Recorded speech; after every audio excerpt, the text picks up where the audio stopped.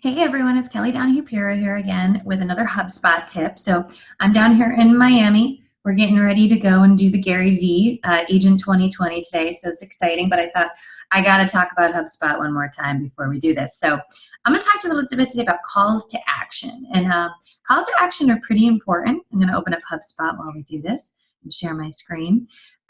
Because if you really want to get good at marketing, this is going to be something that's very, very critical. And so if you ever really want to get into like getting buttons, like, hey, at the end of the blog, what happens next? Or in emails, we need the call to action. I know I've always struggled. I've gone to like the button maker and created a button and then uploaded it to email templates just so that it looked nice and it was in brand. But HubSpot has this great feature called calls to action. So what you can do on calls to action is put them on your website, put them on email templates. You can put them in blogs. You can really put them anywhere, so you can embed them. If you're using the HubSpot email templates, then they can just go right in there. It's nice and integrated, but it's really, really awesome. So let me just switch over to my portal so you can see a little bit more in depth. You can do any color codes. You can do anything you want. But really, every time you do marketing, you want to have some kind of call to action. So your website should have calls to action. Your email should have calls to action. And your blog should have calls to action. So you can just click on calls to action here.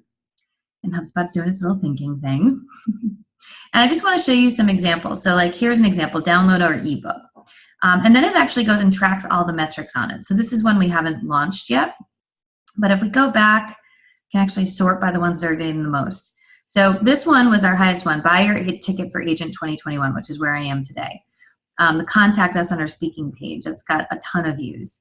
Take a look at all of these. So it's pretty darn cool when you start looking into it. You can see which ones are working and how they're getting involved. I do want to show you guys one kind of call to action. It's a little different. We played around with this and we think it worked out really great. You can also have them, I gotta find it, where'd it go? You can also have them designed, right? So you can have a whole big almost like banner ad at the bottom of your emails or anything like that. So very awesome. We recommend Canva for that. But it's super easy to create a call to action. So you just name it. You can integrate it with a campaign, link it to your web address. We always usually recommend that you're going to open it in a new window so that way they're still looking at your content, but you're opening it new so they can come back. They don't lose you.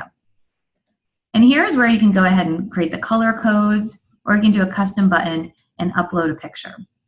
So I really recommend, I think this makes a lot of marketers lives easier, but everything that you do from email, on your website, blogs, all of them should have a strong call to action so that you can get the most out of your marketing. I'll just hop on my blog really quickly so that you guys can see what I mean on the blogs. So give me 1 second here. Bear with the hotel internet.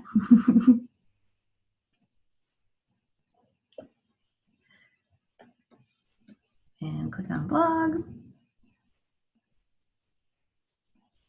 So let's see. Top 10 reasons your team is not account rounding. That's a good one. Definitely would read that one if I were you. So we've got our blog header. We've got all this. I want to learn more was the call to action here. So you can click it and goes to our AppX retention page where you can learn more. So just check those out. They work out pretty well, and I think it's made our lives a ton easier. So hope you enjoyed this next HubSpot tip, and we'll check you later.